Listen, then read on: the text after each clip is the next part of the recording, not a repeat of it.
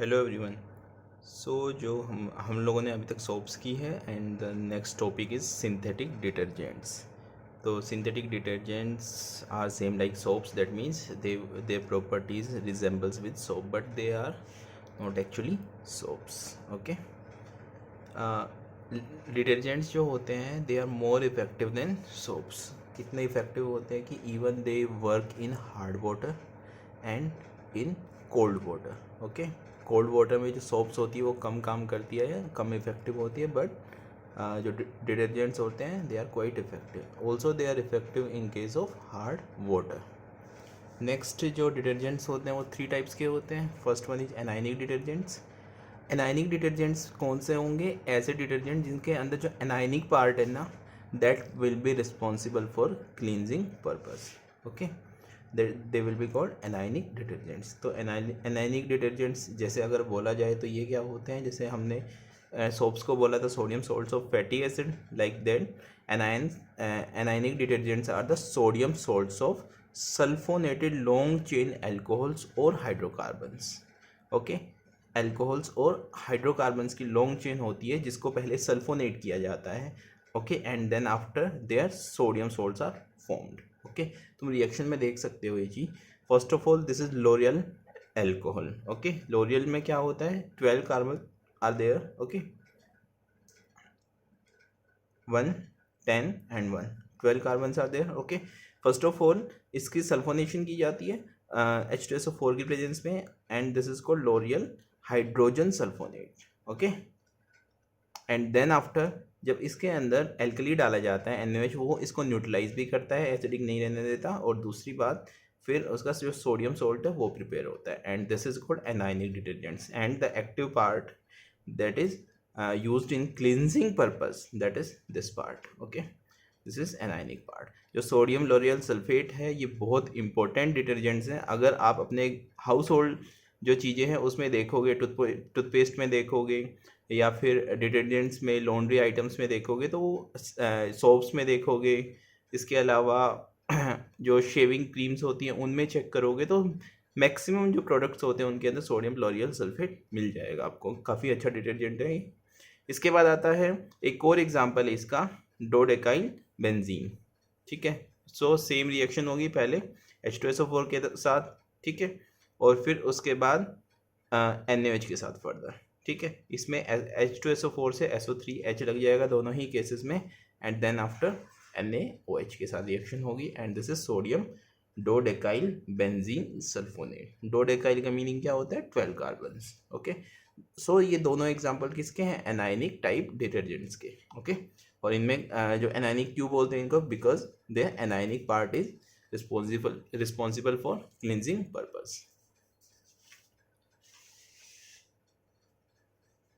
इसके बाद हम चलते हैं कैटाइनिक डिटर्जेंट्स में। कैटाइनिक डिटर्जेंट्स की बात करें तो कैटाइनिक डिटर्जेंट्स भी काफ़ी इंपॉर्टेंट है, और उनमें जो सबसे ज़्यादा इंपॉर्टेंट है जिसके ऊपर क्वेश्चन आता है वो है cetyl trimethyl ammonium bromide. Okay, तो ये क्या होते हैं, इसमें जो कैटाइनिक पार्ट होता है वो अमोनियम सॉल्ट होता है। ठीक है, अमोनियम। और क्वाटनरी का क्या मतलब है, क्वाटनरी का मतलब ये है कि जो अमोनिया में जो नाइट्रोजन होता है वो 4 हाइड्रोकार्बन चेन से जुड़ा हुआ, जैसे इसको देखे तो 1 2 3 and 4, so that's why it is called quaternary. इसके ऊपर पॉजिटिव चार्ज होता है, और इसको इसके साथ कोई भी एक एनायन होता है, एनायंस लाइक क्लोराइड, ब्रोमाइड, एसिटेट्स, इस तरह के एनायंस होते हैं पीछे। जो एक्टिव पार्ट होता है वो कैटायन होता है, that's why they are called cationic detergents. इसमें जो ये वाला डिटर्जेंट है, इसकी स्ट्रक्चर है this is cetyl methyl cetyl trimethyl bromide, sorry ammonium bromide. एक और बात, ये जो सिटाइल वर्ड है ये एक्चुअली ये सिटाइल एल्कोहल था पहले, जो किसमें सबसे पहले मिला था, ये मिला था व्हेल जो फिश होती है उसमें। और व्हेल को पता नहीं कौन सी लैंग्वेज में सिटाइल ऐसे मतलब उससे रिलेटेड है कुछ, इसलिए इसको सिटाइल वर्ड यूज़ किया हुआ है। ठीक है, 16 कार्बन है यहाँ पे। इसके बाद इसकी कुछ और प्रॉपर्टीज़ है, like they are germicidal properties, that means जो जर्म्स होते हैं उनको किल करने के लिए काम आता है ये, इसलिए।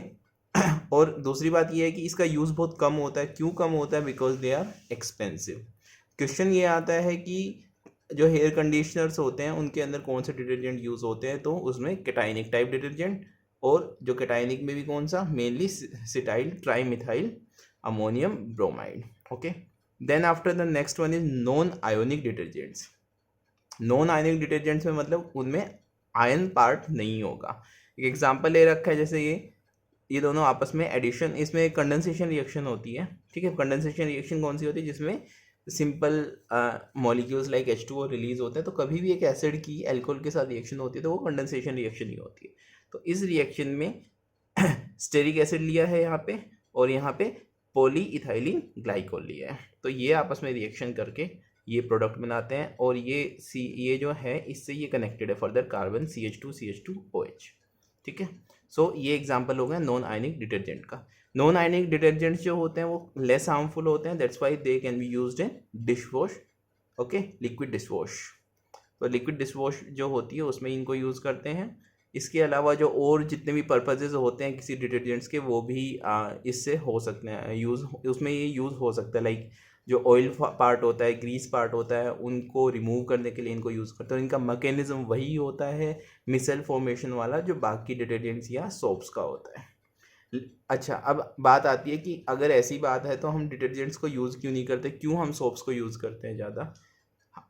डिटर्जेंट्स के पीछे ये रीज़न है कि इनका एक ड्रॉबैक है डिटर्जेंट का, कि जो डिटर्जेंट्स होते हैं वो नॉन बायोडिग्रेडेबल होते हैं। मींस उनकी डिग्रेडेशन में, जो बैक्टीरियल डिग्रेडेशन होती है उसमें बहुत ज़्यादा टाइम लग जाता है, इसलिए इनको ज़्यादा प्रीफर नहीं करते। लेकिन आजकल क्या हो रहा है, सेम इन डिटर्जेंट्स में क्या यूज़ किया जा रहा है, जो लॉन्ग चेन पार्ट जो है, हाइड्रोकार्बन चेन वाला जो पार्ट है, उसके अंदर जितनी कम ब्रांच्ड या फिर नॉन ब्रांच चेंज है ना, वो यूज़ करो। जितनी कम ब्रांचिंग होगी या ब्रांच नहीं होगी, वो उतना ही जल्दी डिग्रेड हो जाएगा। मतलब जहाँ हंड्रेड्स ऑफ ईयर्स लेते हैं वो थोड़ा और जल्दी हो जाएगा शायद।